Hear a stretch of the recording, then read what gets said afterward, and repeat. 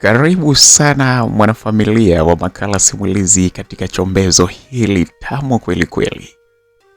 Karibu katika simulizi hii tamu ya kuitwa Jirani Matata. Karibu ni ndani ya makala simulizi. Mimi bwana BHB niko hapa kwa ajili ya kukuletea chombezo hili. Ni simulizi ambayo ni tamu sana, ni simulizi ya kuvutia, na kama wewe unapenda simulizi za aina hii, kiukweli naamini kwamba utaenjoy. Karibu sana. Ni simulizi ambayo inasema inakwenda kwa jina la Jirani Mtata. Huyu jirani ana mambo gani bwana? Jirani ana mambo gani? Majirani bwana. Jirani, mbona kila saa wewe unataka jirani? Jirani, mbona kila saa unataka lakini bwana? Mimi na mke wangu bwana. Wewe kila siku tu, kila saa unataka jirani, unataka nini bwana? Hebu fanya mambo yako huko bwana. Wewe kila saa tu unataka bwana. Nishakwambia na mke wangu. Nishakwambia na mke wangu, kila siku unanisumbua tu bwana. Na vimeseji vyako usiku, mimi sitaki jirani. Hebu tulia bwana. Haya bwana. Mimi bwana sina mambo mengi sana ya kukueleza kwa sababu simulizi yenyewe bado ndo kwanza tunaanza.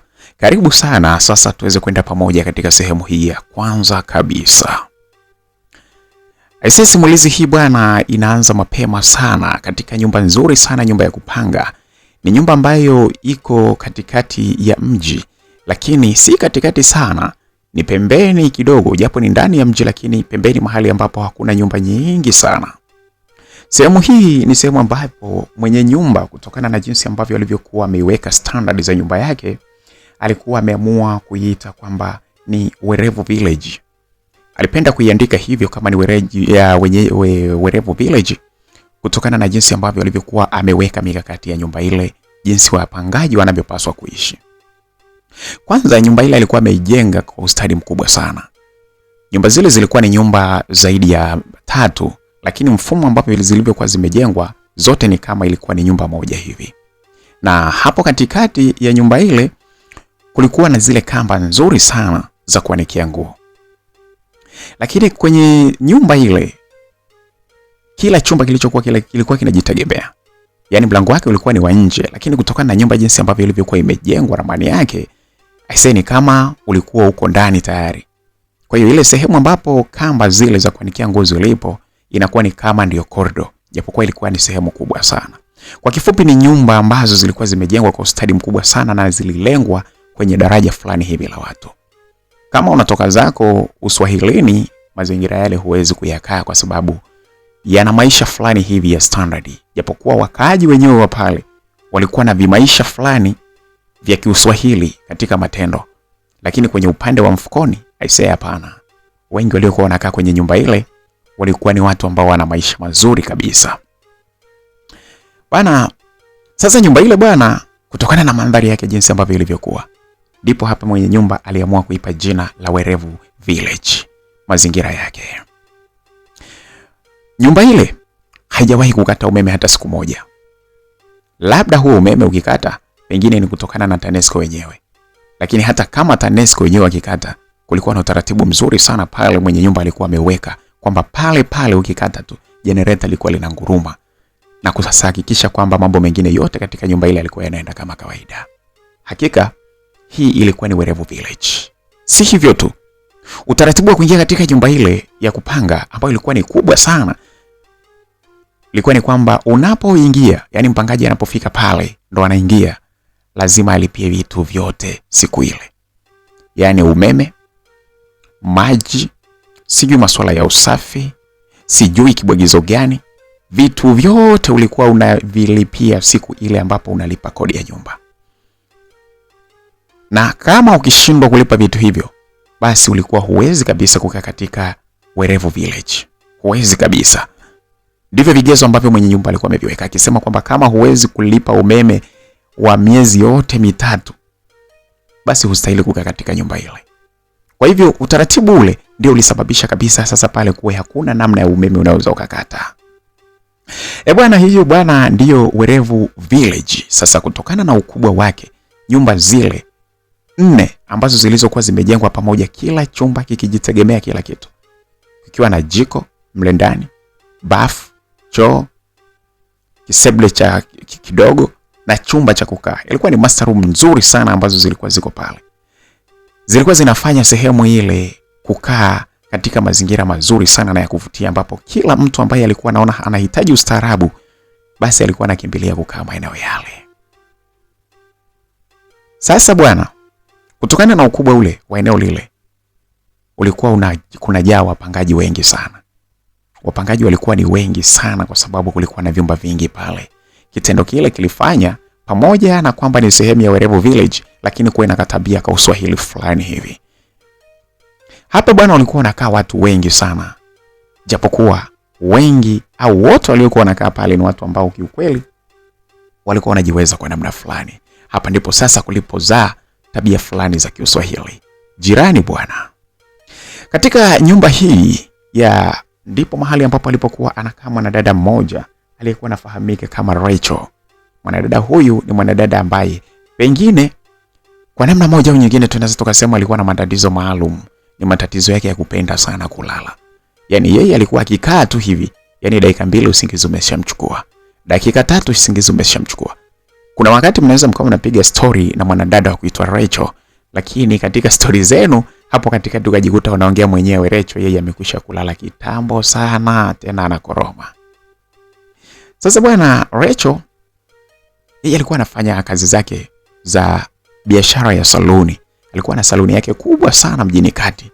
Kwa hivyo alikuwa anatoka pale, anapanda usafiri wake wa bajaji, anakwenda mpaka pale mjini kati ambapo ndipo mahali ambapo saluni yake kubwa sana ilikuwa pale. Ilikuwa ni saluni ya wadada. Saluni ile pale alikuwa na wafanyakazi kadhaa ndio waliokuwa wanahudumia ile saluni yake, japokuwa yeye ndiye alikuwa mkuu, na pia kazi ile ya kusuka alikuwa anaiweza vizuri sana. Ukisema tu ninakwenda kwa dada Rachel, I say inajulikana kabisa. Ukienda pale kusuka, I say ukitoka lazima kila mtu akushangae. Na kila mtu atakusifia tu kutokana na jinsi ambavyo ulivyokuwa umependeza. Lakini tatizo la mwanadada Rachel ni kwamba kuna muda anaweza akawa anasuka alafu hapo mkinyamaza tu kidogo, kwa usingizi kake yako hapo kanamfuata hapo. Rachel mwanadada kutoka Werevu Village. Basi lakini pale kulikuwa na kijana mmoja ambaye na yeye kwa bahati ni kwamba alikuwa na kaa karibu kabisa na mwanadada Rachel. Rachel alikuwa hakai na mtu mwingine pale kwenye chumba chake. Alikuwa hana mtoto, hana dini, alikuwa anakaa Rachel kama Rachel tu. Chumba cha pembeni kilichokuwa kinafuata pale alikuwa anakaa kijana mmoja aliyekuwa anafahamika kwa jina la Kiki. Kiki huyo ndilo lilikuwa ni jina lake. Sasa Kiki mahali pale ambapo alipokuwa anakaa, mlango wake huu, mlango wa mwanadada Rachel huu hapa, japokuwa yote ilikuwa inakutana katika kikorido kimoja, kivaranda kile cha nje kilikuwa ni kimoja pale. Kiki bwana yeye alikuwa anafanya na yeye biashara yake ya saluni, lakini saluni yake ilikuwa ni ya kiume. Alikuwa ni mtu ambaye yeye anapenda sana kunyoa wale watu na hela zao. Wale mastaa wote unaowajua mjini, yeye ndiye wengi walikuwa wanapenda sana kwenda pale kwake kunyoa. Nyoa yake bwana alikuwa ni mtu wa bei ya juu. Alikuwa ni akimnyoa mtu bei yake inaanzia shilingi 100,000. Kwa kawaida tu bei zake za kawaida. Kumnyoa mtu tu 100,000, 50,000. Ikishuka sana ni shilingi 30,000, na hawa watu ambao wanawanyoa kwa shilingi 20,000 basi ni wale watu ambao basi tu imetokea siku hiyo hali ni ngumu sana, basi anaweza akamnyoa kwa 20,000. Lakini ikitokea kwamba mambo yake yamekaza sana alafu kaja na shilingi 10,000, aisee alikuwa anakunyoa, Kiki anakunyoa hata kichwa hashiki. Yaani anakunyoa na mkono mmoja, na mkono mmoja umeingizwa huko kwenye mfuko wake, na huku anaendelea kuangalia kwenye kioo kule, anaendelea kupiga stories zake kabisa. Yaani ni kana kwamba ni haupo kabisa. Alikuwa anakunyoa tu kishikaji kwa sababu wewe umetoa shilingi 10,000. Huyo bwana ndo kijana wa kuitwa Kiki. Ni kijana ambaye kwanza hana shobo na bwana wake. Mkimya fulani hivi, lakini mambo yake usiseme kabisa bwana. Ndani ya simulizi hii huku mbele bwana ndipo utakapoelewa ni namna gani kijana huyu Kiki mambo yake alikuwa ni ya kustajabisha sana kabisa.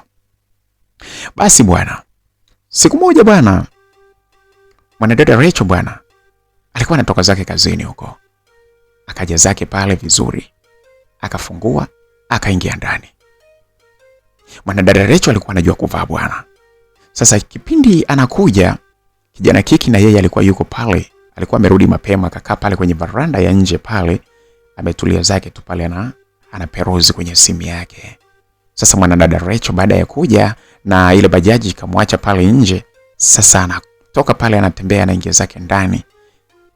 Kijana huyu bwana Kiki alijikuta macho yake akiwa yanaganda sana kwa mwanadada Rachel. Na hii ni kutokana na jinsi Rachel alivyokuwa anajua kuvaa. Rachel alikuwa na mwili wake ambao sio mkubwa sana lakini sio mdogo sana, mwili wa saizi ya kati. Lakini alikuwa amepewa mshepu mzuri sana. Alafu alikuwa anajua kuvaa nguo zilizokuwa zinaendana na mwili wake. Hapa alikuwa amepiga kimini chake kinavutia. Kilikuwa kimeishia hapa juu kabisa, juu ya magoti. Alafu huko nyuma ndio usiseme. Alikuwa amepiga pia na kitopu fulani hivi ambacho kilichokuwa kimeacha baadhi ya maeneo yake ya mwili wake nje.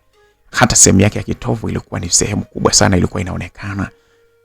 Alafu alikuwa ameweka vimiwani wake vyake fulani vilikuwa vimening'inia hapa kwenye paji la uso. Mwendo wake wa kuvutia kabisa ulimfanya kijana Kiki azidi kumtazama kwa umakini mkubwa sana. Hata hivyo Kiki sehemu ile alikuwa hajahamia pale muda mrefu sana. Kwa hivyo hata watu wengi wa pale alikuwa hajawazoea kivile, na hasa ukizingatia tabia yake ya mfumo wake anavyoishi. Sio mtu wa kushobokea watu sana. Alikuwa ni kijana fulani hivi ambaye mambo yake kama yeye mwenyewe hivi. Basi akajikuta ameganda kumtazama mwanadada Rachel jinsi ambavyo alivyokuwa anatembea kuingia ndani. Alikuja mpaka akafika karibu na yeye pale, kwa sababu ndipo mlango wake unapoingia. Hatimaye akasalimia tu. Kaka, mambo? Poa, vipi? Salama. Alifungua mlango mwanadada Rachel akiwa ameshika kimkoba chake mkononi. Huyo akaingia zake ndani. Pale nje alikuwa amepaacha na harufu nzuri sana ya marashi ambayo alikuwa yananukia sana. Yaani utahisi kwamba ndo anatoka. Yaani anatoka kwenda kazini, lakini kumbe ndo alikuwa anarudi. Hata marashi yale ambayo alikuwa amepaka bado yalikuwa hayajaisha nguvu. Kutokana na kwamba alikuwa ni marashi makali sana.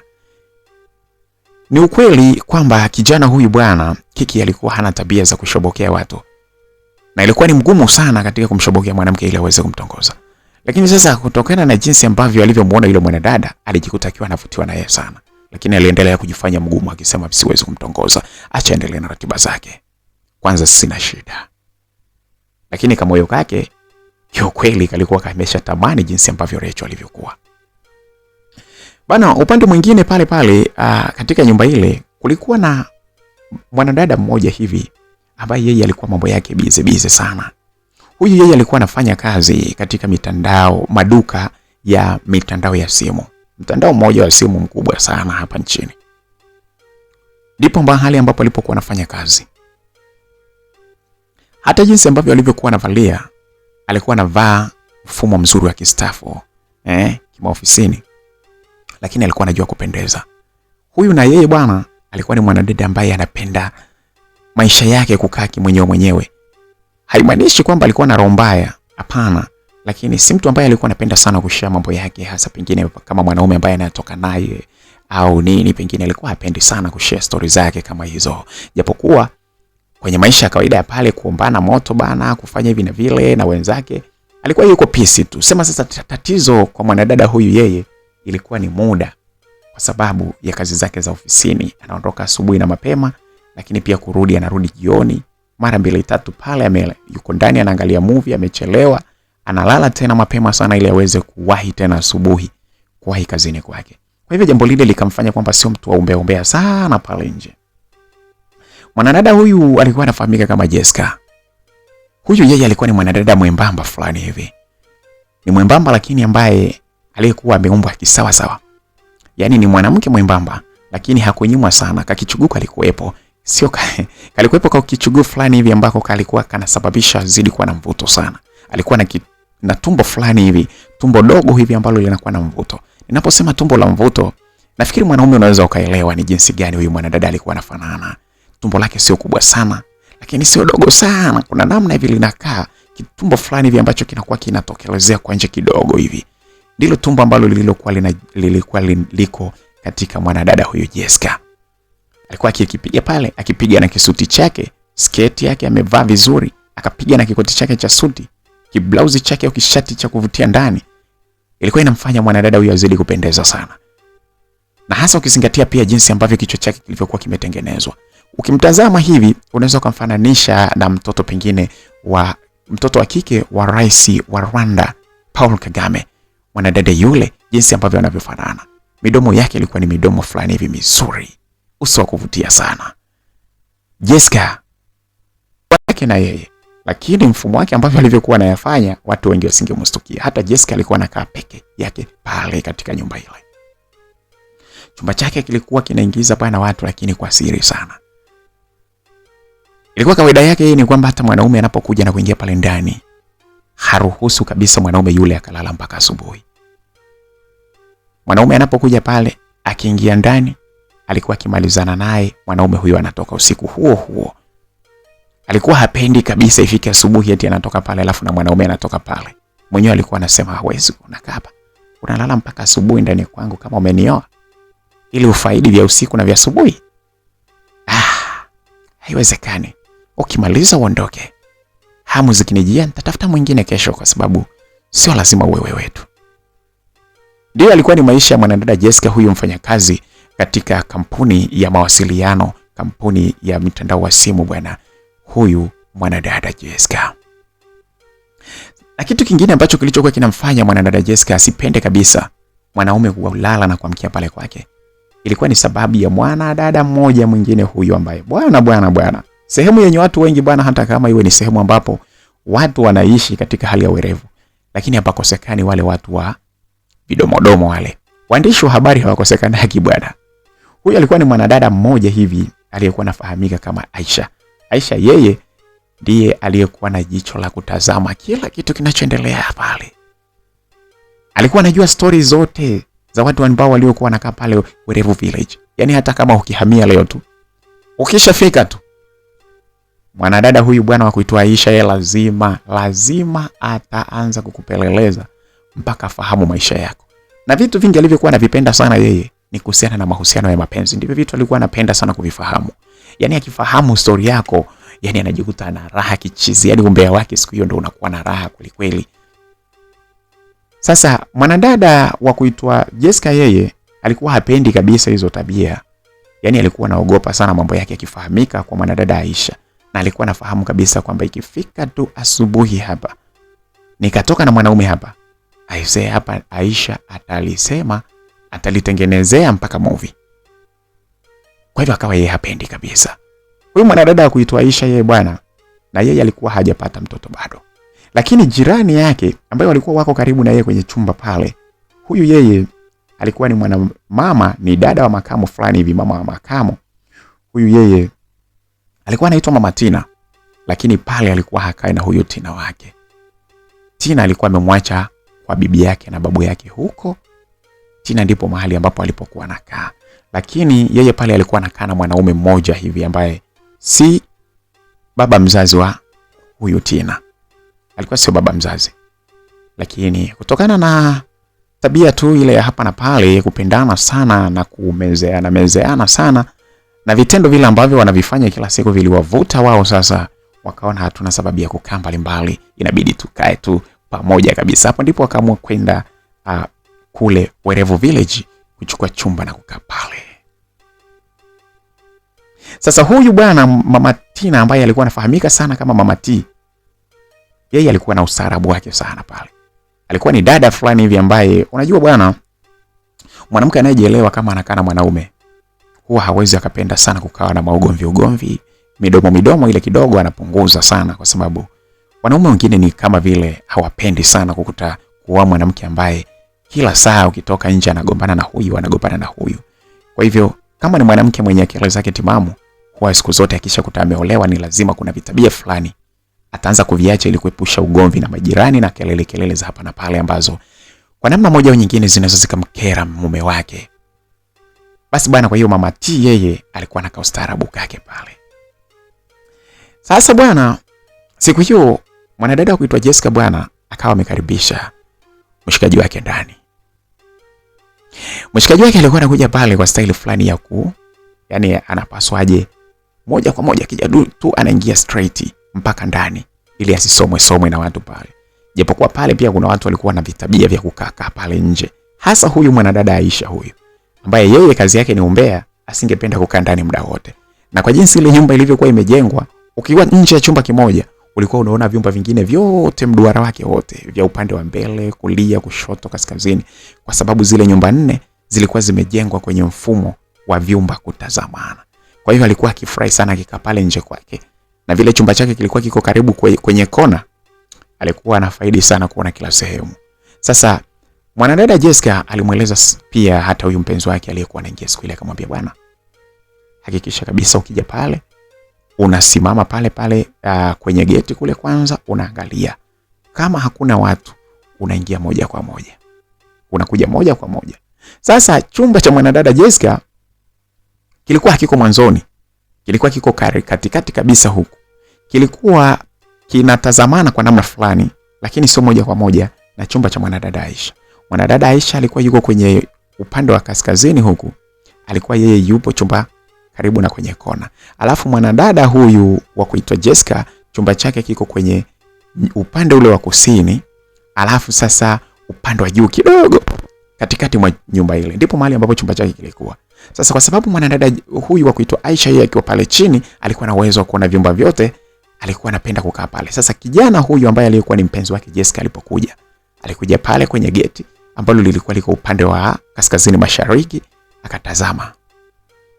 Atulia zake pale kuangalia ili aweze kuangalia kama pale nje hakuna mtu, aweze kuingia moja kwa moja, atembee haraka, atoboe katika chumba cha mwanadada Jessica. Mwanadada Jessica alikuwa ameacha mlango wake wazi, akawa yuko ndani ametulia. Hapo ni mawasiliano tu, wanawasiliana. Jessica alitoka, alisogea kidogo mpaka pale kwenye mlango na kuchungulia. Sehemu kubwa iliyokuwa anaichungulia ilikuwa ni kuangalia upande ule wa mwanadada Aisha, kwa sababu ndiye kidomodomo kweli kweli, ambaye akijua jambo lako hawezi kunyamaza. Basi akachungulia kidogo pale, akakuta kwamba mlango wa mwanadada Aisha ulikuwa uko wazi, lakini alikuwa hayuko pale nje. Alijua kwamba Aisha atakuwa yuko zake ndani, pengine anaangalia TV kwa sababu muda na ulikuwa umesogea kidogo. Ilikuwa ni saa 4 na madakika usiku. Kijana yule akuitwa Roger bwana akatazama, hatimaye akaambiwa ingia. Alianza kutembea. Mwanadada Jessica yeye akawa amerudi ndani. Sasa akaanza kutembea umbali kutoka pale kwenye geti lile ambalo unaingilia sasa kwenye zile nyumba mpaka kufika kwenye chumba cha mwanadada Jessica. Kuna kaumbali fulani hivi. Akaanza kutembea pale akiwa na raba yake. Ila anafika katikati tu ili aweze kufika karibu sasa kuingia ndani nyumbani kwa mwanadada Jessica. Mwanadada Aisha akatoka na dela lake, akawa sasa amesimama pale mlangoni. Anameegemea kwenye mlango hivi, anaangalia. Kijana yule alipopiga jicho lake upande wa pili, akaona sema mwanadada huyu hapa. Lakini sasa yeye alikuwa hajui sana tabia za Aisha kwamba zikoje. Yeye akaona tu yusi mmoja potelea mbali. Hamna shida, hajaniona wengi. Mguu wake shwa akasukuma mlango huyo moja kwa moja, akaingia mpaka ndani kwenye chumba cha mwanadada Jessica. Alipoingia tu ndani, akaulizwa na mwanadada Jessica, vipi, si hakuna mtu ambaye aliyekuona?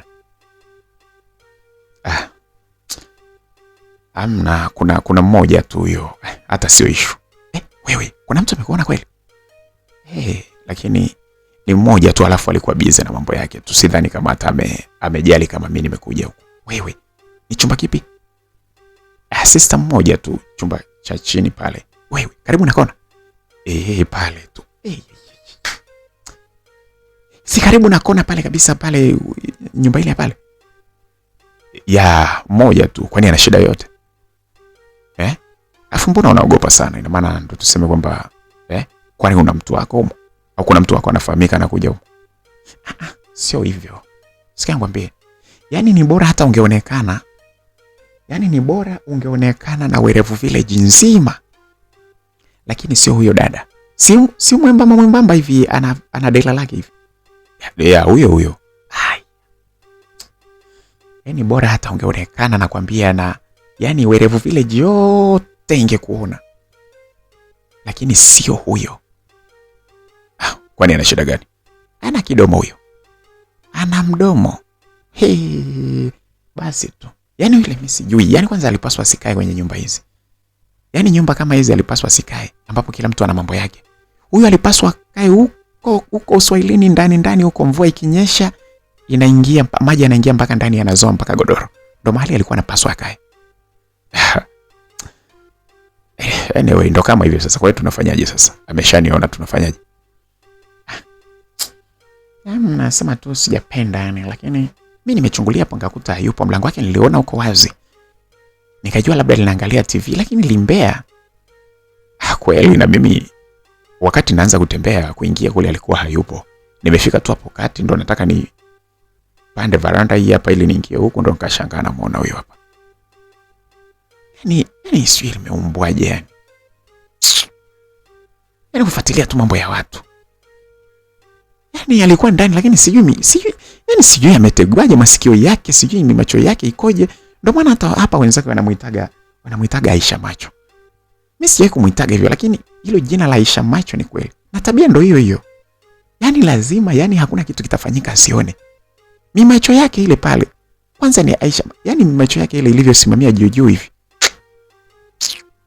Yani basi tu. Mimi ananiboa kweli yani. Tusubiri hiyo kesho tusikie anamkaje.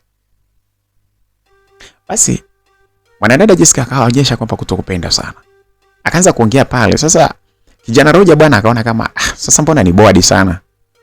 Akaona sasa hapo huyu jinsi ya kumtuliza hapa ni kuanza kumpana nini tu hapa. Niambia anyway. Lakini sasa achana naye bwana sikuboe. Hivi kwani kati ya yeye anavyokufanyia na mimi ujio wangu, hivi ukiangalia anavyokukasirisha yeye na ninavyokufurahisha mimi nilivyokuja, ni kipi ni kizito zaidi? Ni ujio wako. Sasa basi upe basi ujio wangu uzito kuliko huyo mtu mwenyewe ambaye ni mtu tu na maisha yake. Kuna watu wameumbwa hivyo. Sawa baby, nimekuelewa. Yani umekasirika, hebu kaone kwanza. Na hivyo vimashavu vyako. Ndio hivyo bwana, Mungu amenipendelea, nashukuru Mungu. Hivi na mashavu mazuri sana una mashavu mazuri sana ise. Yani kwa kifupi mashavu yako yanaendana na wewe mzima jinsi ulivyo. Hivi kweli mimi kazuri sana kweli? Wewe ni mzuri bwana. Hebu niambie kwa honest tu. Be honest kabisa. Hivi mimi unanifananisha na superstar gani hapa wa kike hapa nchini?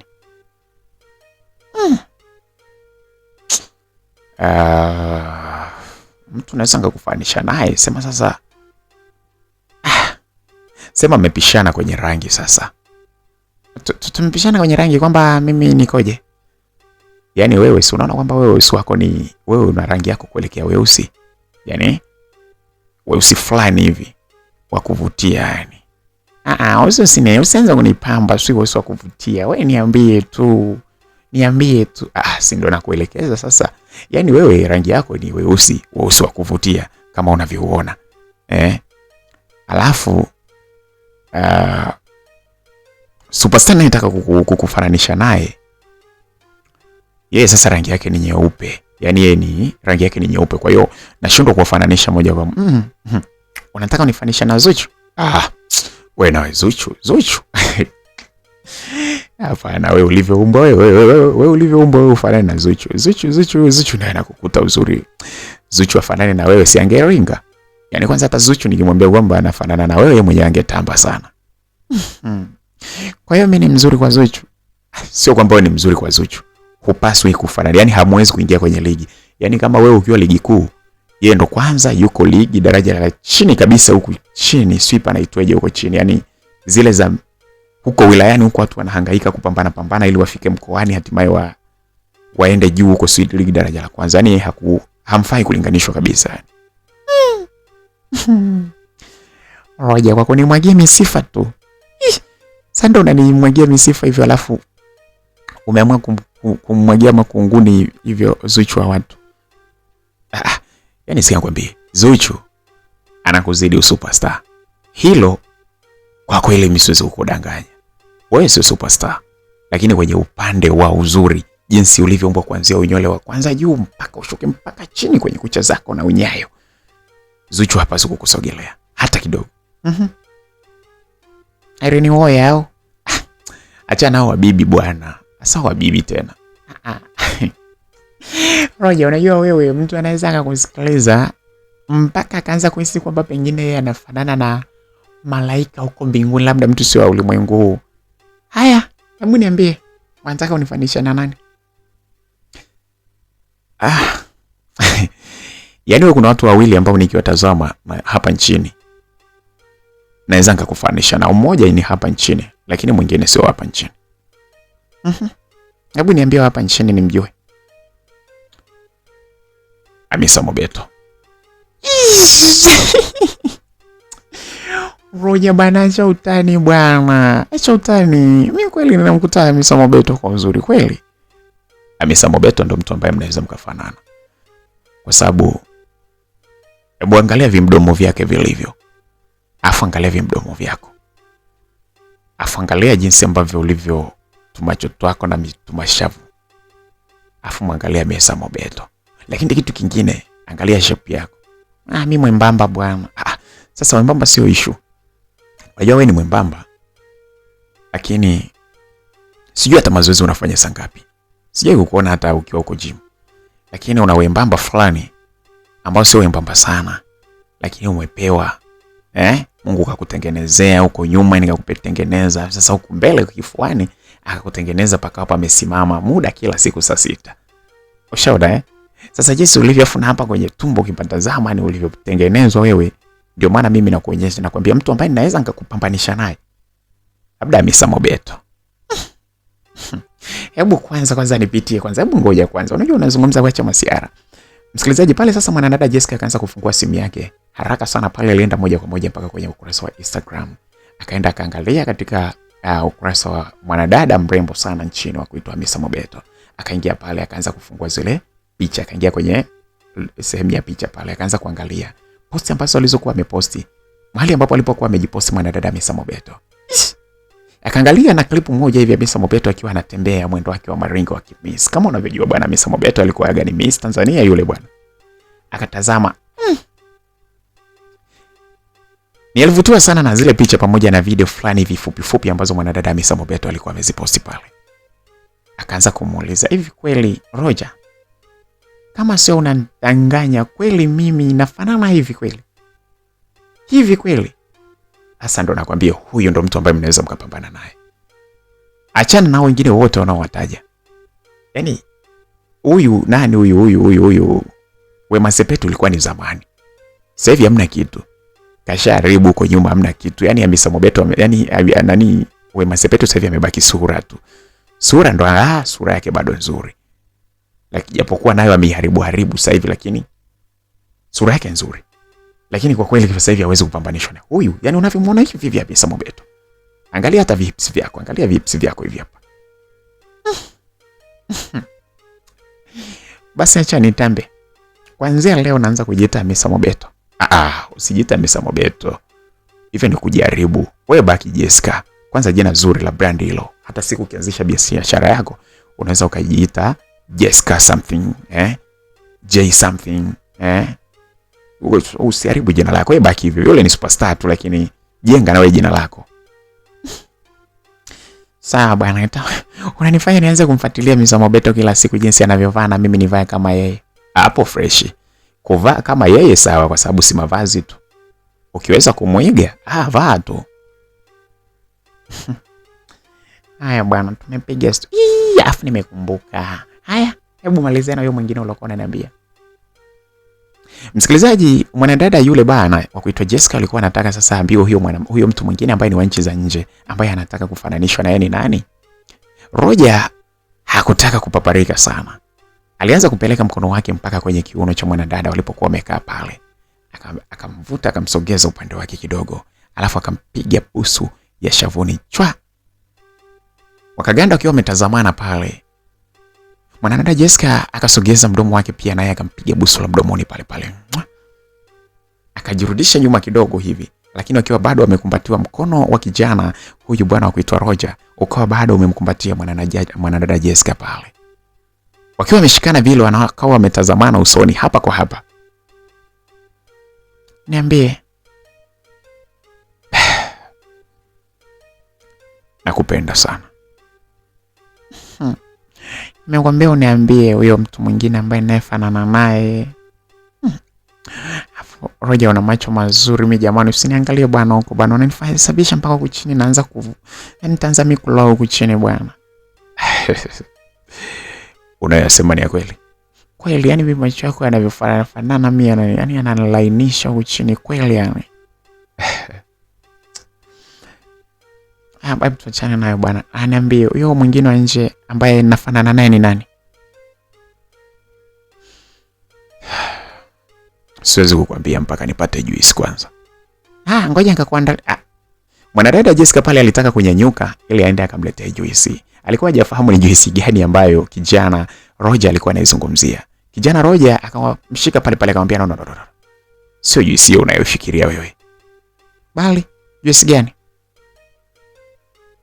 Roger aliona kumweleza kwa mdomo kwa ni mengi sana. Kumweleza kwa maneno aliona ni kazi. Pale pale alienda mpaka kwenye mdomo wa mwanadada Jessica na kuanza kupata juice ambayo alikuwa anaizungumzia. Mwanadada Jessica bwana alitoa ulimi wake pale na pale sasa wakaanza kugonganisha ndimi zao. I say ulimi wa kijana Roger pamoja na mwanadada Jessica zilikuwa ziko pamoja. Walianza kuchezeana pale bwana, midomo ikiwa iko karibu kabisa. Walianza kudendeka pale vibaya mno kwa muda kama wa dakika 7 hivi. I say hapa sasa sijui nilitangapi za juisi kijana Roger alikuwa amezichukua. Baada ya pale wajikuta sasa wote sasa ni wanaachiana bila kuambizana kwamba waachiane. Kwa mwanadada Jessica jicho lilikuwa limemlekea vibaya mno. Lakini kwa kijana Roger naye rungu lilikuwa lishaanza kutoa taarifa fulani hivi. Rungu ilikuwa ishaanza kustua hivi. Mwanadada Jessica akajirudisha nyuma kidogo. Akabaki akiwa amemtazama pale kwenye sofa ambapo walipokuwa wamekaa sasa. Sofa lile la kuingia watu watatu. Mwanadada Jessica akarudi mpaka mwisho wa sofa na kijana yule bwana akawa yuko huko mwisho kabisa. Kwa hiyo akawa wameacha kama nafasi ya mtu mmoja hapa katikati. Roger akabaki akiwa amemtazama Jessica na Jessica akawa anamtazama Roger. Lakini Jessica akajikuta kila akimtazama Roger, macho yake yanashindwa kumtazama moja kwa moja, anageuza jicho lake linadondokea pembeni. Haya umeshapata. Niambie basi ulioniambia unanifanisha naye. Unapenda sana kufanishwa na watu So anasemaga duniani wawili. Sasa si nimeshakwambia kwamba unafanana na Hamisa Mobeto. Sasa wawili wakati mwingine wanaweza kaa hata watatu. Niambie tu yule mwingine ambaye anaweza kufanana naye.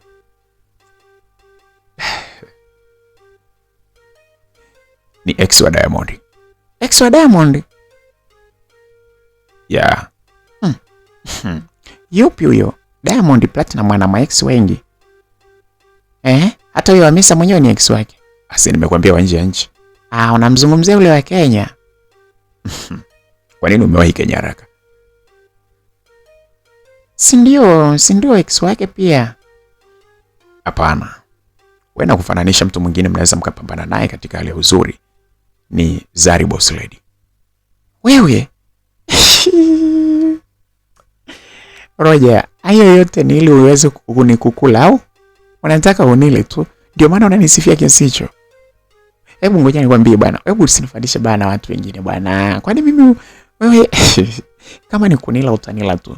Mimi mwenyewe nilishakuelewa. Kwa hiyo una sababu ya kunisifia na kunifanisha na watu ambao hata robo siwafikii. Afu unanifananisha nao ili nini? Ili kunila. Sasa kama kunila wewe utanila tu. Ushakuja hapa na mimi nimeshapenda. Kuila utaila tu hata mna shida. Mimi sikudanganyi. Na kutajia wanawake ambao mnaweza kweli. Yaani mimi nikiambiwa ni kuweka kundi gani na wao, ningekuweka wewe Hamisa Mobeto, mtu mwingine ni kama Zari Boss Lady. Zari sawa. Na yeye ni mwanamke mzuri sana. Jinsi alivyo na wewe ninaweza nikawafananisha. Lakini hapo nimezungumzia masuperstar. Kwa masuperstar wengine hapa Bongo. Hapana, bado sijaona mtu kukuta kwa uzuri. Wengi wanajificha kwenye kivuli cha superstar. Wanajificha kwenye kivuli kile cha kujipodoa sana yani kujiposti kwingi, makeup mengi sana, lakini kwenye upande wa uzuri kumtazama hivi kuanzia alivyoumbwa, hapana. Masuperstar wengi hapa Bongo sijaona. Labda watakao kuja kwa sababu bwana bado kuna vitoto vinakuja. Lakini kwa waliopo amna.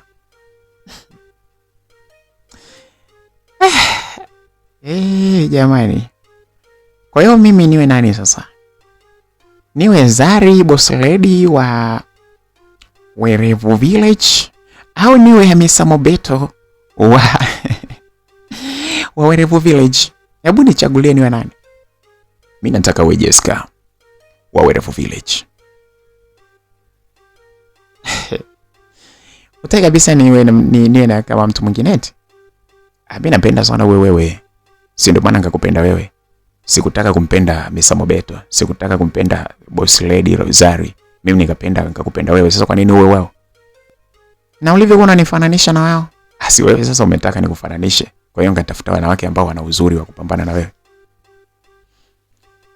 Haya bwana. Nimekubali.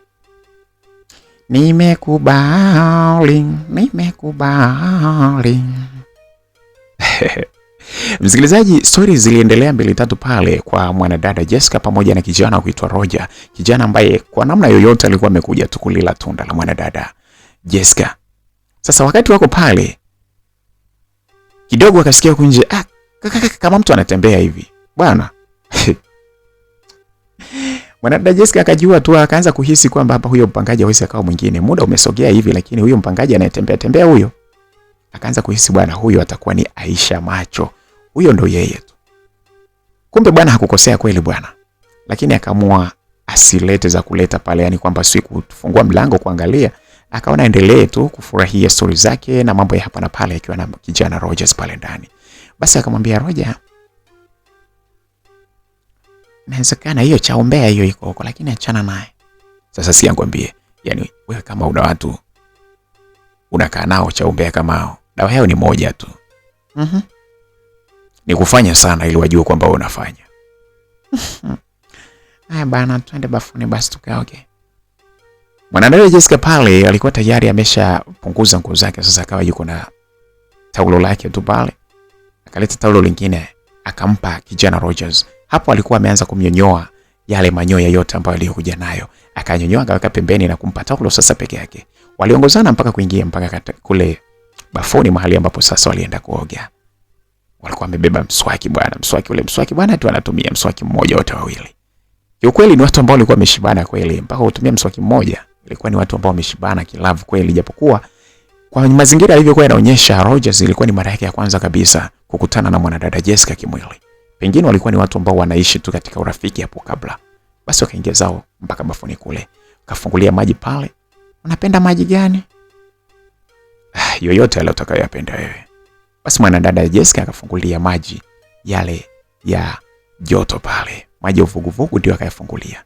Basi wakaanza kuoga pale. Kumbuka walikuwa sio kwamba ni wachafu sana, lakini walipenda kupunguza jasho na dini kutokana na harakati za hapa na pale za kawaida sana. Basi wakamaliza pale vizuri kuoga. Akachukua taulo lile na kuanza kumfuta kijana Rogers. Wakatoka pale wakaongozana. Zile taulo zile zikawekwa sehemu ambapo zilikuwa zinapaswa zikae. Na hapo mwanadada Jessica akachukua kanga yake na kufunga na kuingisogea moja kwa moja akaingia mpaka kitandani pale. Hapo ndipo sehemu ambapo shughuli nyingi zilikuwa zinaendelea sasa. Mechi sasa ilikuwa inaanzia pale bwana. Wao bwana walikuwa ni kama walikuwa wamehitajiana sana. Kwa hiyo mechi ilikuwa ni mechi kubwa kweli. Milio ilikuwa ni mingi pale ndani. Harakati zilikuwa ni nzito sana. Mwanadada Jessica alikuwa anatoa kila aina ya sauti, kila aina ya maneno alikuwa anayazungumzia. Sikujua Roger, kumbe ndo kumbe uko hivi jamani. Basi unakuja kila siku basi. Wewe unakuja kila siku bwana. Jamani utaniua jamani. Jamani tayari bwana. Msikilizaji, zilikuwa ni kelele nyingi ambazo alizokuwa anazipiga mwanadada Jessica kutokana na show nzito sana ambayo alikuwa anaipitia pale. Hapo wakati huo kila mmoja alikuwa yuko kama vile ambavyo alikuwa amezaliwa baada ya manyoya yote kunyonyolewa. Aise, uwezo ukaamini mpaka chupito ilikuwa hakuna muda huo. Yaani chupito ilikuwa imetupwa mbali. Boxato ilikuwa imetupwa mbali kule, watu wako kama walivyo, manyoya yote hakuna msikilizaji. Mechi hiyo bana iliisha vizuri pale na wao kujikuta kwamba kila jambo limekaa vizuri. Ilifika mida kama ya saa 8 na dakika 42 usiku. Pale ndipo ambapo mechi zao zilikuwa zimekamilika. Ilikuwa ni mechi nzito sana. Ile sio dakika 90 bwana. Mechi ilimalizika kwa kila timu kuwa hoi bin taabani. Kwa mwanadada Jessica pale alikuwa ametupiwa pembeni, yuko hoi. Yaani hata ile kugeuka tu hivi hataki. Alishindwa kabisa hata kwenda kuoga. Lakini sasa utaratibu alikuwa ameshampa kijana Rogers kwamba pale kwake halali mtu. Yaani hapaswi alale. Kwa hiyo Rogers baada ya kukamilisha ile shughuli nzito sana ya mechi nzito na kumweka mtoto pembeni pale, hata yeye kwa sababu alikuwa yuko hoi, akatulia kama dakika 15 hivi. Kumbe bwana usingizi ulikuwa umemchukua. Alistuka baada ya dakika kama 20 hivi. Akakumbuka kwamba hapa sasa hivi anaangalia ni saa 9 kama na dakika 3 hivi. Akastuka akasema, Mungu wangu, hapa nilishaelezwa kwamba halali mtu humu ndani. Hapa napaswa niondoke. Alinyanyuka pale haraka sana na kuingia bafuni kujimwagia maji ili kupunguza angalau uchafu ambao tayari alikuwa ameshajizoelea pale. Akamaliza pale, akaja pale, akavaa nguo zake haraka pale. Akaanza kumgusa mwanadada Jessica ili aweze kumustua ili aweze kuondoka.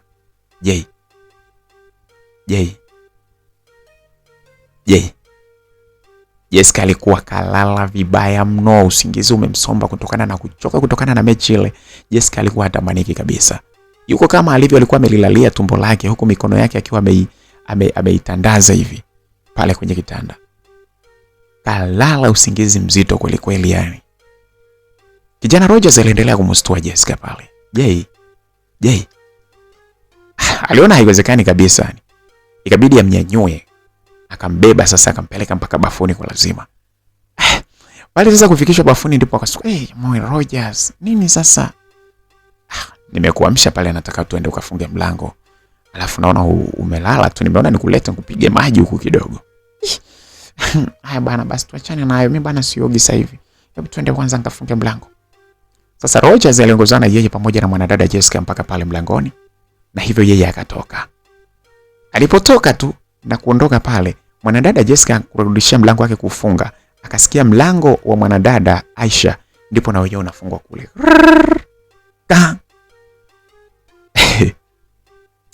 Alikuwa ashajua kabisa kwamba mwanadada Aisha macho huyo tayari alikuwa ashafanya upumbavu wake wa kuhakikisha kwamba anapata chabu na kupata kitu cha kuzungumza hapo kesho.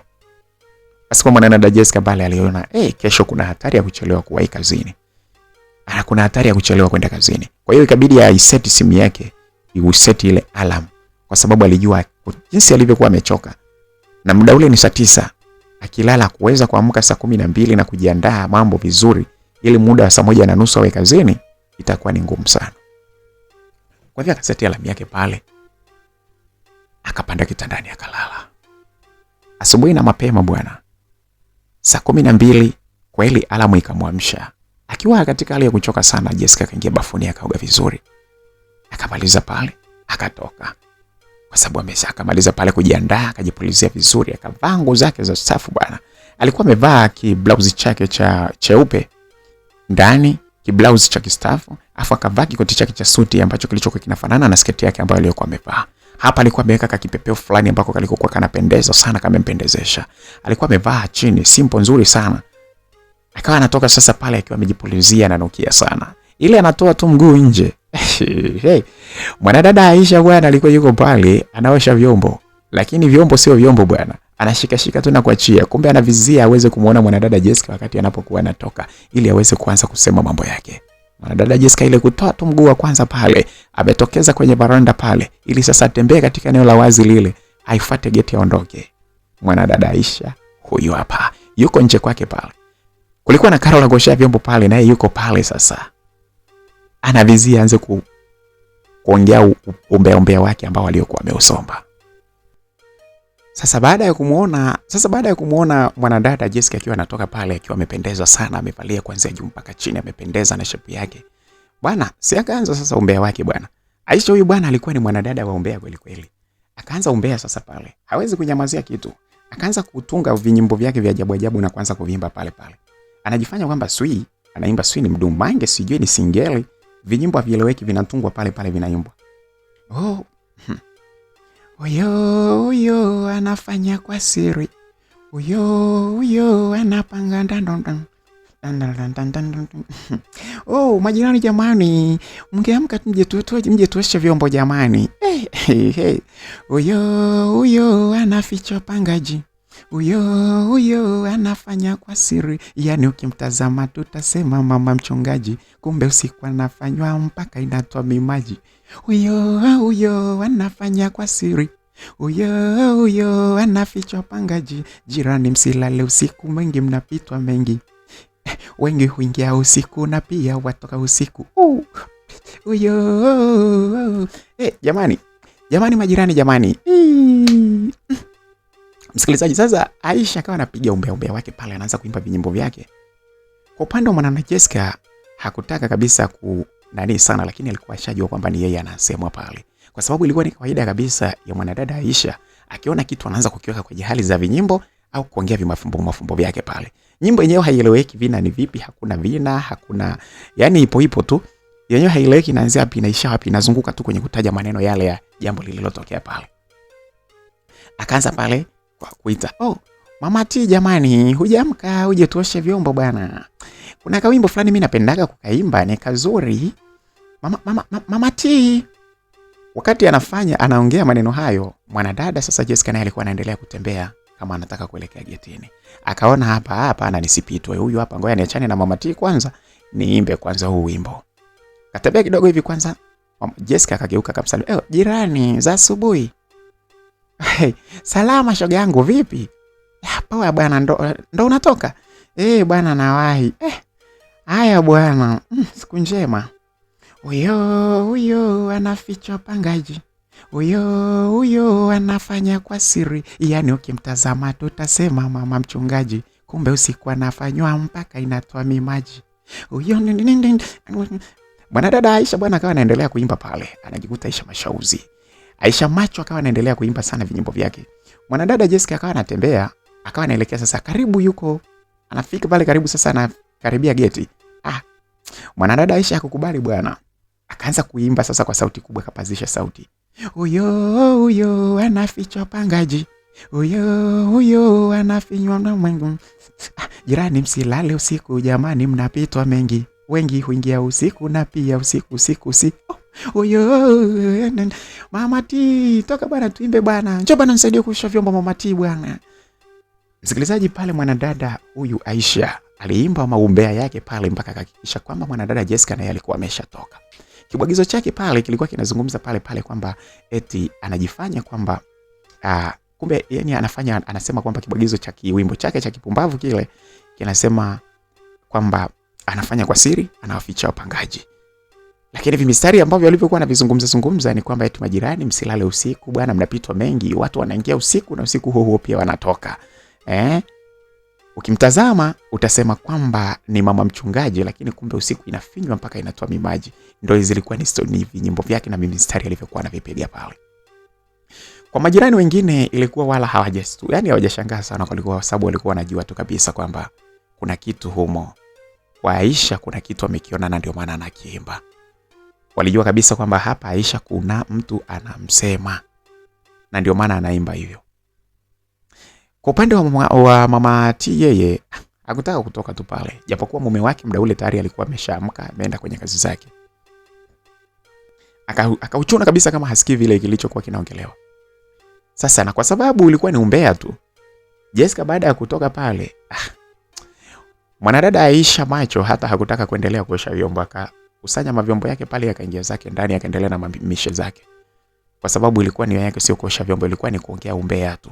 Lakini alikuwa ni umakini sana kwa sababu alikuwa anatazama kwamba kama kuna mtu aliingiza mwanaume au mwanamke pale katika ile nyumba pale Werevu Village, hakikisha kwamba anapata taarifa zake. Kwa hiyo akawa anakaa ndani, lakini huku jicho lake linaangalia kupitia ule mwanya wa mlango mahali ulipokuwa umefunguka, anatazama upande wa kule getini. Kuhakikisha kwamba kama kuna mtu yeyote ambaye atakuwa anatoka pale mgeni, atoke kuchungulia kwamba alitokea kwenye mlango gani, ili aweze kupata zile taarifa. Ni mbea tu. Ni dada mbea tu ambaye hamna issue yoyote, lakini kwake yeye umbea kwake ndio kitu cha maana sana. Basi bana pale kukaa kumetulia bana. Baadaye kulipopambazuka kabisa sasa pale imefika kama saa 2 na dakika, ilikuwa saa 2 na robo. Mama T pale naendo akaamka. Alipoamka pale akaanza kutoka. Hivi wewe mama nani? Anaanza kukuchanganya na wewe. Kumbe nishasahau kwamba bado wewe kwako zinaingia tu, lakini bado hazijawa na madhara kwako. Unasemaje Mama T? Ndo wewe nakuzungumzia wewe Aisha macho wewe. Hivi mambo gani hayo bana na wewe kuamshana asubuhi bana unaanza kupigishiana watu kelele? Jamani na wewe asubuhi gani? Silikuwa ni saa 12, saa 1 kasoro muda ule. Sasa moja kasoro ndo uniamshe mimi. Sasa wewe saa moja kasoro ina maana wewe bado tu unakuwa umelala. Wewe kwenda zako bwana huko usio unaniamsha bwana. Mimi nilikwambia kwamba kuna sehemu na wahi unaniamsha saa moja kasoro unaniambia tu unaniamsha na kati mimi ndo usingizi unakuja. Mama T. Wewe umeniamkia leo. Au unataka tuanze kuchambana hapa? Ina maana wewe usiku mzima huo wote huo ulikuwa unazagamuliwa tu usiku mzima hujalala mpaka saa moja kasoro ndio ulale. Hebu bwana toka huko bwana wewe bwana. Mimi sijakwambia kwani yani hata kama nikizagamuliwa si ya kwangu, kwani ya kwako? Kwani ya kwako? Hata kama nikizagamuliwa ndio alikuwa anaizagamua ndio. Kwenda zako huko kuizagamua kitu gani mashauzi? Mimi niache kukuamsha eti saa moja ile na kuamsha pale unajikuta eti kwamba eti saa moja kasoro ni muda wa usiku bwana. Wewe bwana hebu acha bwana kuniongelesha bwana nimekwambia. Afu mimi nakwambia kweli. Aisha macho mimi bwana usiniamshege. Yaani saa moja hiyo sio saa ngapi? Wewe ukinikuta nimelala usiniamshe na kelele zako. Vitu vingi ulivyokuwa unaniamshia ni vitu gani? Ni maombea tu. Haya, huyo sio ulikuwa na ulikuwa unamuimba nani asubuhi ile? Bana wewe sasa mimi nilikuwa najua mambo nisiseme. Hebu Mama Tina wewe hebu acha kunichanganya bwana huko Mimi nipate taarifa niache kusema. Ninaimba vitu vyangu ndio. Ni mtu anaingiza watu usiku anatoa usiku niache kuimba. Niache kuimba. Wewe bana utafute mwanaume uolewe. Hizi tabia za kwako za kukaa kuangalia wenzako wanafanya nini zitakuchosha. Achana nayo mambo. Kuna siku utakuja kupigwa wewe. Anipige nani bwana? Anipige nani? Mimi nikijua kitu nasema na hakuna mtu akunizuia. Mimi ndo raha yangu hiyo. Kwenda bana mimi nilichokuwa au mengine utajua mwenyewe. Aisha bana mimi nilichokuambia bana usiniamshe. Asubuhi huwezi jua usiku mtu ulikuwa unafanya nini, uenda ulikuwa na mawazo hujalala. Asubuhi ile kausingizi ndo anakuja afu anakuja unampigia mtu makelele. Hebu usinikondeshe mimi. Mama T usinikondeshe. Usinikondeshe sijakwambia mimi uolewe. Kama ulikuwa usiku mzima unazagamuliwa, imefika asubuhi, wewe ni jirani yangu kukuongelesha ni kawaida, labda uniambie hutaki nikuongelesha. Kabisa. Lakini kama nikukuongelesha mimi asubuhi saa moja kasoro, mimi kukuongelesha ni kawaida tu. Mimi nitakuongelesha bwana. Muone huko mimi nishakwambia bwana. Muone huko afu hebu nigee moto kwanza. Muone kwanza. Unapiga makelele asubuhi. Mama T bana pale alikuwa ni anamchamba lakini sio kwamba ni ule wadui, walikuwa wanachambana tu bana kama watoto wa kike. Akaenda pale kwenye jiko la mwanadada Aisha ambaye tayari alikuwa ameshawasha moto yeye tayari pale. Akachukua moto na kwenda kuwasha jiko lake. Alikuwa anaandaa pale sasa kutengeneza mambo yake, kuweza kuiona asubuhi iweze kuwa njema. Msikilizaji, kumbe bwana mambo ni mambo tu bwana. Asubuhi ile watu bwana wakawanyika pale vizuri. Siku ile ikapita. Siku zikaenda bwana, ikafika siku moja bwana, hii ndio siku ambapo bwana mambo yalikuwa ni mambo ya shamra kweli kweli. Hapa ndipo ambapo bwana mambo ya vituko yalikuwa yametokea pale. Siku hiyo bwana mwanadada wa kuitwa Rachel bwana, mmoja wa warembo wakali sana katika Werevu Village. Alikuwa ameenda kazini siku hiyo. Akawa amepiga zake kazi sana. Siku hiyo alikuwa na wateja wengi. Hata wale watu ambao walikuwa wanamsaidia kazi pale ilifikia kwamba wale watu pale walikujikuta kwamba wanazidiwa na wateja. Saluni ilikuwa imejaa watu hivi.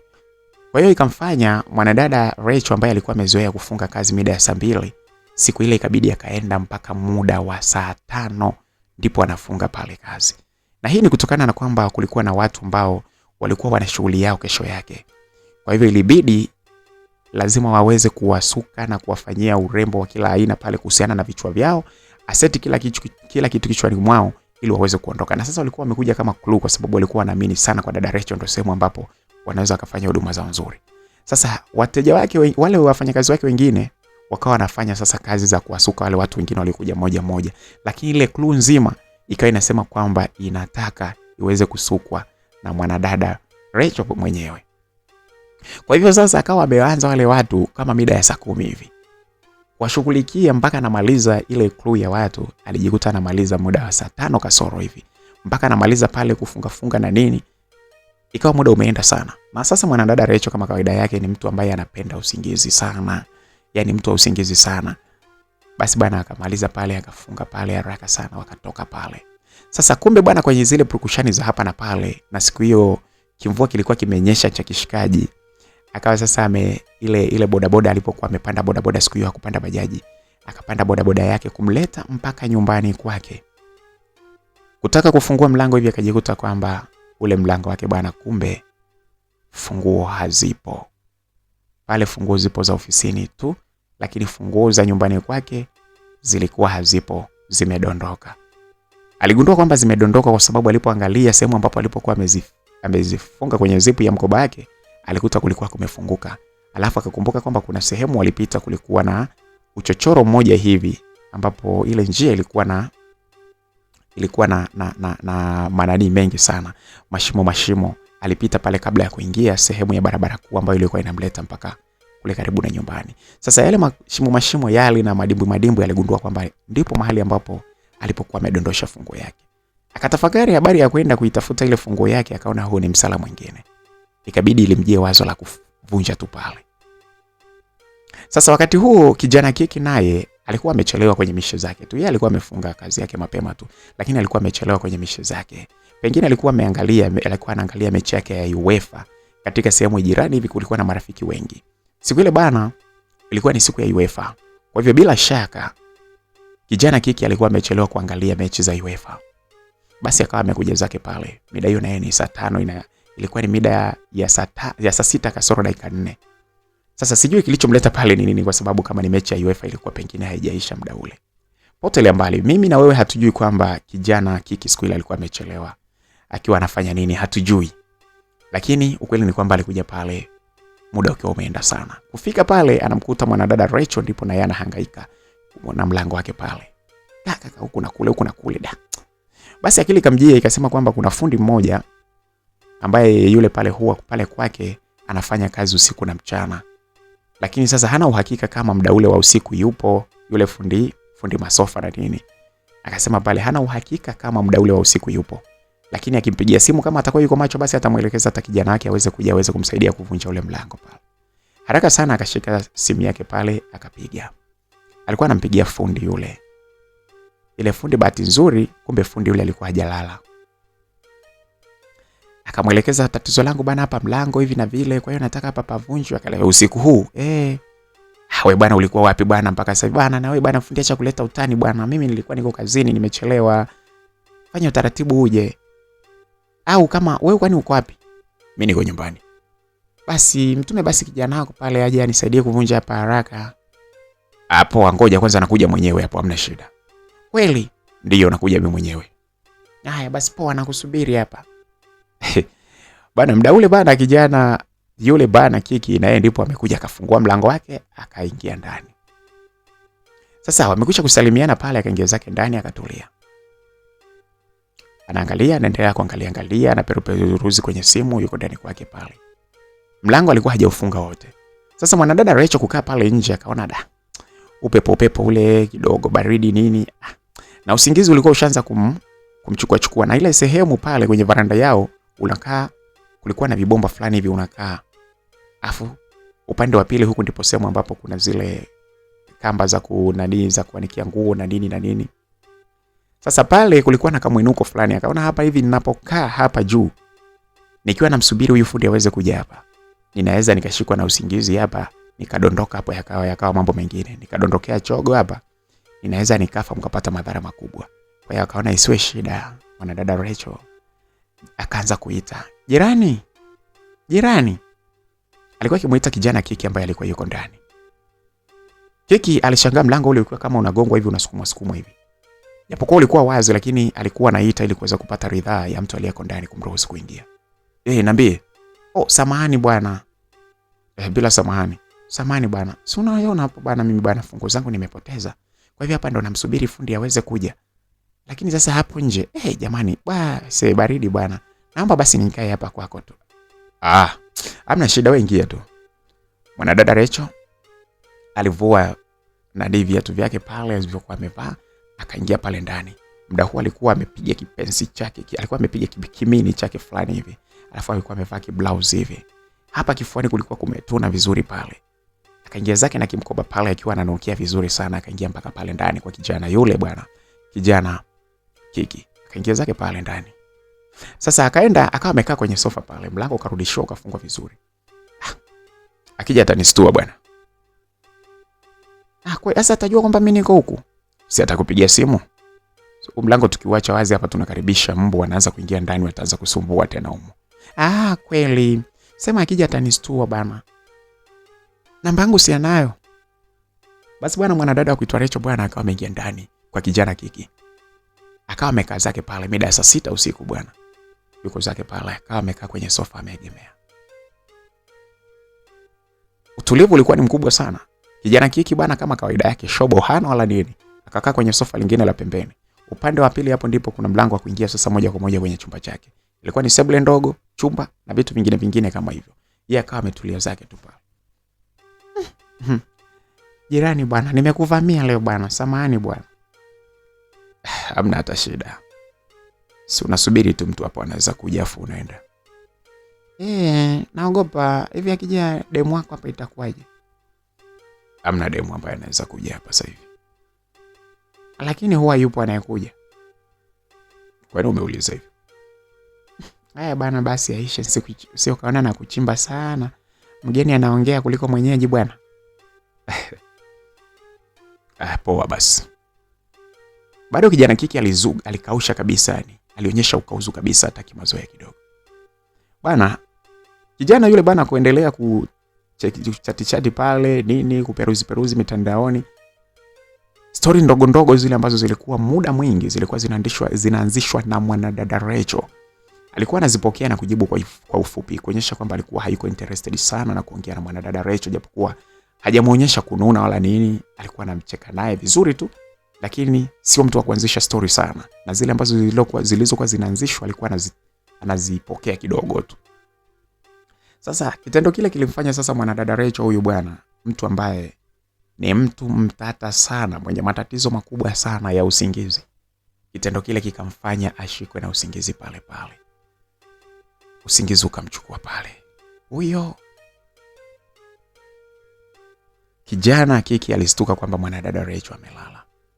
Katika hali ya utulivu tu na upendo, kijana yule bana aliona bana sio vizuri mwanadada kulala hapa kwenye sofa, litamuumiza lile. Akaona ngoja nimchukue, nimweke kitandani. Kistaarabu kabisa. Sio siri, kijana Kiki naye alikuwa anamtamani sana mwanadada Rachel. Lakini alisema kwamba hawezi kujibebisha kwake sana kwa sababu akijishobokeza kwake yule mwanadada Rachel ataanza kuona kwamba namna gani vipi, na ikitokea Rachel akikataa basi watakuja kuona kwamba pale sasa ataishi kwa shida. Mwanadada Rachel atajiona kwamba yuko matawi zaidi, afu atakuwa amemshusha sana jamaa. Kwa hiyo akamchukua tu pale, akaenda akamlaza kitandani. Mpaka kumchukua pale, kumbeba mpaka kumfikisha pale kitandani, bado Rachel alikuwa hajafahamu kabisa kwamba amebebwa.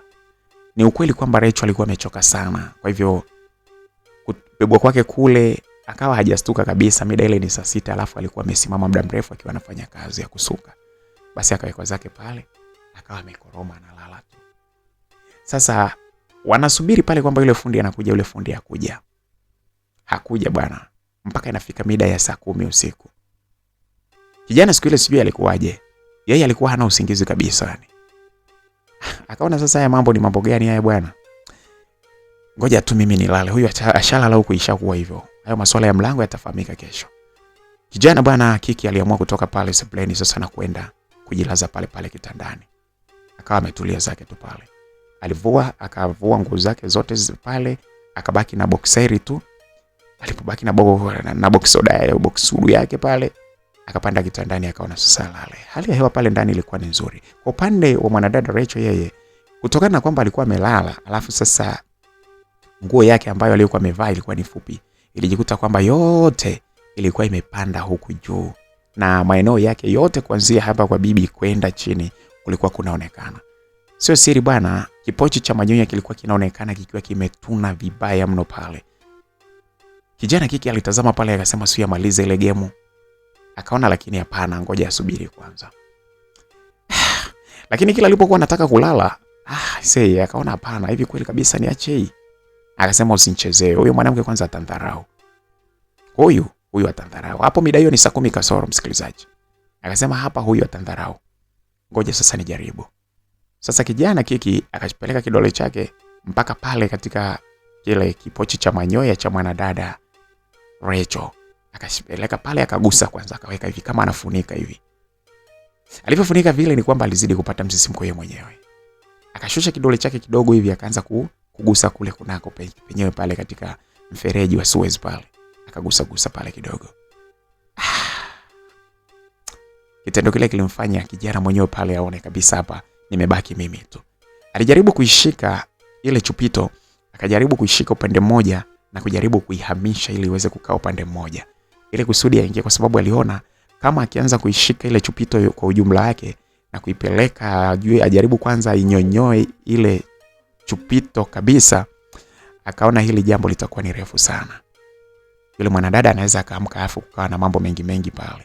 Akaona hapana, kwa hiyo ikabidi ile chupito aweze kuishika na kuihamishia tu pembeni ili kusudi aweze kuzama. Alipeleka kidole pale kwa utaratibu mzuri sana, akaigusa ile chupito upande mmoja, akaanza kuihamisha upande wa pili. Pale sasa alifanikiwa kuisogeza, lakini ilikuwa haijahama yote kwa ujumla. Kwa kukawa sehemu kipande kimoja sasa cha ile pochi ya manyoya kilikuwa kinaonekana, lakini bado alikuwa hajaona vizuri sasa sehemu husika ile. Kila kijaribu kupeleka hivi ilikuwa imebana sana. Akaona hapa sasa kinachofuata hapa ni kwamba huyu atamka. Lakini akasema huyu hamna noma, kwa sababu hapa nimefikisha hapa, ngoja nimuache kidogo, nipumzike kidogo hapa. Alafu sasa hapo muda nikinyanyuka na iweka moja kwa moja hapa na isukumia, ataikuta ikiwa ndani. Huko tutajadili mpaka hapo na yeye mwenyewe nitajua jinsi ambavyo ya kumdhibiti. Basi bana kijana akasema ngoja nijiegemeze kidogo. Sasa alivyoiachia ile chupito ilirudi katika sehemu yake, ikawa imeziba kabisa ile pochi ya manyoya, ikawa imezibwa vizuri. Kijana akawa amelala zake, akageukia juu, akachukua mto vizuri akaweka huku, akasema ngoja nitulie kidogo. Akiwa ameshika simu yake vile kama ana peruzi hivi. Akasema ngoja nipumzike kidogo hapa. Huyu halale tena kwa sababu nimemtikisa sije akawa amestuka. Mwanadada hapo bwana Rachel amelala amegeukia juu, miguu ameichanua kweli yani. Amegeukia juu, yani alikuwa ni mtu wa kulala kujitandaza kila mahali bwana. Amelala nguo zake vile lakini sasa nguo zenyewe zilikuwa zimeshahama mwili sana kutokana na jinsi zilivyokuwa. Kijana bwana Kiki akawa ametulia zake pale sasa na peruzi akitaka yule mwanadada Rachel aweze kushikwa na usingizi tena ili aweze kumfakabia kwa nguvu. I say ilipita muda bwana, akajikuta kumepambazuka na usingizi wake anaamka hivi. Anasikia uko nje ka. Kustuka hivi kuangalia pembeni, hamuoni mwanadada Rachel. Hayupo pale bwana Rachel. Kuangalia saa yake hivi, akakuta kwamba muda ule ulikuwa ni saa 2. Haraka sana akili yake ikamwambia kwamba huo hicho kinacholia hapo kwa jirani ni mlango ule ndio unavunjwa sasa hivi. Alishuka pale kitandani haraka sana na kutoka mpaka kufungua mlango kuangalia, bila kujali kwamba alikuwa na boxer yake tu. Alipochungulia nje, akaona kweli mlango ule ndio unavunjwa sasa, fundi alikuwa amekuja. Mwanadada Rachel bado alikuwa amevaa nguo zake zile. I say jambo lile lilimuuma sana kijana yule Kiki. Alirudishia mlango ndani akaanza kujilaumu. Hivi kwa nimelala mpaka asubuhi afu demo imetoka kudadeki na mipaja yake yote. Udemo ataniona hani sasa. Kitanda kimoja tumelala. Alafu sijamlala. Aise nimefanya upumbavu mkubwa sana aise. Aise hapa sasa sijui nitaficha wapi uso wangu.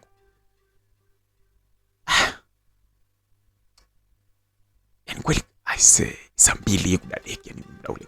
Yaani kilichoniponza bora muda ule ningemaliza kabisa. Na nilivyosema tunapumzika kidogo. Ndio hilo angalia hata simu ile imedondoka kule aise.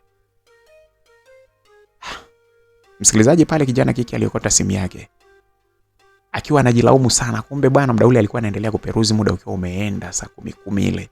Usingizi ndipo ulikuwa umemsomba hapo na kujikuta kiamka saa 2 na mwanadada Rachel akiwa ameshatoka. Alijilaumu sana siku ile. Sasa kwa upande wa mwanadada Rachel, akili yake naye ilikuwa inawaza sana. Wewe mwanaume kweli amelala naye mpaka usiku mzima mpaka asubuhi hajanifanya chochote. Ina maana ananidharau sana mimi au? Ina maana mimi sio mzuri? Hebu ngoja tutaona. Jamani. Alafu ameniangalia usilivyokuwa nimelala, atakuwa ameniona kila kitu. Pengine mpaka nikiwa na jamba usiku amesikia. Alafu amenipuuza hajanifanya kitu chochote kile mpaka asubuhi. Tena amelala huko pembeni kabisa. Sijui nikaoge maji ya magadi nisafishe sijui nioge maji ya magadi pengine nisafishe mikosi nilionayo. Maana huyu Kiki anajifanya kwamba yeye anadharau sana, anidharau mimi kiasi hicho. Asubuhi yani usiku mpaka asubuhi anifanya chochote. Msikilizaji, sasa kumbe kila mmoja wakati ule alikuwa na mawazo yake. Kila mmoja alikuwa anawaza mambo yake pale. Huyu ana stress zake za kujilaumu hajafanya, huyu analaumu kwa nini sijafanywa. Anaona kama amedharauliwa. Akasema lakini hamna shida. Sasa wakati ule mlango unaendelea kuvunjwa pale, kitasa kile kilinavunjwa ili kirudishiwe kiweke sawa vizuri kwa sababu fundi alikuwa amekuja kabisa yule fundi milango. Kikavunjwa pale kamalizikia. Yule fundi alipotoka tu pale, mwanadada Aisha bwana hakuwa mbali bwana. Yuko pale pale. Akaanza kuimba vijimbo vyake tu sasa pale tena. Umeipeleka imeshonwa. Usiku usiku imeshonwa. Umeipeleka imeshonwa. Kujirahisisha huko si kwangu mimi Aisha.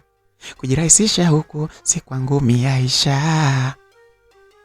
Si kwangu mimi Aisha. Yani hujatongozwa imeshonwa. Hujatongozwa imeshonwa. Kujirahisisha huko si kwangu mimi Aisha. Kujirahisisha huko si kwangu mimi Aisha. Usiku usiku imeshonwa. Usiku usiku imeshonwa. Yani usiku usiku meipeleka imeshonwa. Yani kujirahisisha huko si kwangu mimi Aisha. Kujirahisisha huko si kwangu mimi Aisha. Umeipeleka imeshonwa. Oyo. Jamani, hivi kwa nini amnipeleki studio jamani? Unajua mimi napenda kuimba sana. Aliyeimba huo wimbo jamani. Aliimbaga huo wimbo jamani, mimi natamani sana ningefanya remix. Mama T. Toka bana, leo nakupeleka leo mimi nakupeleka studio leo. Ili twende tukaimbe wote. Hebu jaribu kuitikia. Usiku usiku umeshonwa. Tena umeipeleka mwenyewe imeshonwa. Yani hujatongozwa imeshonwa. Mama T bwana unaniangusha bwana na wewe. Imba basi. Bisema ushaanza mambo yako Umeanza mambo yako Haya ni nani huyo sasa unaanza kumsema? Msikilizaji, sasa Mama T pale alikuwa yuko sasa anaanza kuongea na mwanadada huyu wa kuitwa Aisha. Mwanadada Aisha bwana ni mbea. Yeye kila kitu tu, yani mdomo tu. Aisemgikana mpangaji kama huyu basi usiseme. Sasa wakati anazungumza vile, kumbe bwana mwanadada wa kuitwa Rachel huyu alikuwa ameshafahamu kwamba ni yeye anaimbwa pale. Na yeye pale ana machungu kwa sababu haijashonwa. Yani anaambiwa imeshonwa lakini haijashonwa. Sasa usiku ule haikupigwa, lakini na yeye alingetamani tu bora hata ingepigwa kwa sababu sasa ikiwa haijashonwa roho yake inamuuma kwamba amedharauliwa. Alimtazama kwa jicho baya sana mwanadada Aisha. Akamtazama tu bila hata kumwambia kitu, akamtazama tu. Akaendelea na mambo yake. Akaendelea kuimba huku na kule, anaendelea kuimba mwanadada Aisha. Anaendelea kuimba vitu vyake. Sasa muda ule kwa upande wa mwanadada Rachel alikuwa anajiandaa ili aweze kuondoka zake pale.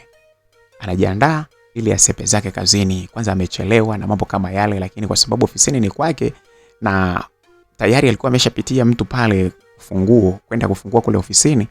Kwa hiyo alikuwa hana haraka sana kwa sababu wateja ambao wangekuwa wamemtaka yeye moja kwa moja basi wangempigia simu. Wengine ni wale wanaokuja pale wangeendelea kuhudumiwa kama kawaida.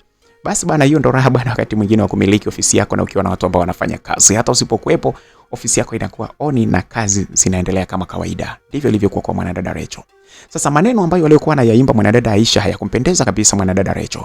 Na ilikuwa sasa ndo kwa sababu mwanadada Rachel yuko pale, Aisha akawa ndio kazi yake. Anaimba, anakuja mpaka kule upande mahali ambapo kipo chumba cha mwanadada Rachel, anaimba. Mwanadada Rachel akijaribu kutembea hivi anaendelea kuimba. Umeipeleka imeshonwa. Yani hujatongozwa imeshonwa. Kujirahisisha huko si kwangu mimi Aisha. Kujirahisisha huko si kwangu mimi Aisha. Yani hujatongozwa imeshonwa. Yani hujatongozwa imeshonwa. Kujirahisisha huko si kwangu mimi Aisha. Kujirahisisha huko si kwangu mimi Aisha. Yani umeipeleka imeshonwa. Msikilizaji, lile jambo lilimuudhi sana mwanadada Rachel. Alimfuata kwa kazi sana mwanadada Aisha pale karibu mahali ambapo alipokuwa. Na ukiangalia mwanadada Rachel huyu ni mwanadada wa mazoezi bwana. Alimfuata mwanadada Aisha pale alipokuwa. Akamfuata moja kwa moja pale kwa mwendo wa spidi sana. Rachel akajikuta sasa anamtazama kwa makini sana akisema ni nini kitakachoendelea. 1, 2, 3 hatua. Zikiwa zimebaki hatua 5 tu kumkuta mwanadada Aisha alipokuwa anaimba. Ikasikika sauti upande wa pili. Wewe, hii sauti bwana. laiti kama msikilizaji, hata mimi natamani sana ningejua kwamba ni nini kilikuwa kinaendelea pale, kwa sababu huyo mtu mbea huyu kuna dawa yake anapaswa ipate. Sasa sijui anaipata hiyo dawa yake au ni nini kinaendelea hapa. Hata mimi natamani sana, kwa sababu Aisha kidomodomo sana. Bwana msikilizaji, hiyo ni sehemu ya kwanza. Tukutane katika sehemu ya pili ya simulizi yetu hii ya jirani mtata, jirani matata, jirani mtata, jirani matata. Hii ni sehemu ya kwanza. Nilikuwa nikikusimulia simulizi hii ni mimi BHB, rafiki wa karibu kabisa wa Makala Simulizi. Kama hujabonyeza neno subscribe chini ya video hii, bonyeza hilo neno hapo chini limeandikwa subscribe, ili uweze kuwa mwanafamilia katika channel yetu hii ya Makala Simulizi na uweze kupata simulizi mbalimbali ambazo tutakazokuwa tunakuwekea hewani kila wakati. Aisa, sehemu ya pili inakuja muda si mrefu. Endelea kwa pamoja na sisi. Hii ni Makala Simulizi na mimi ni BHB. Hadi wakati mwingine.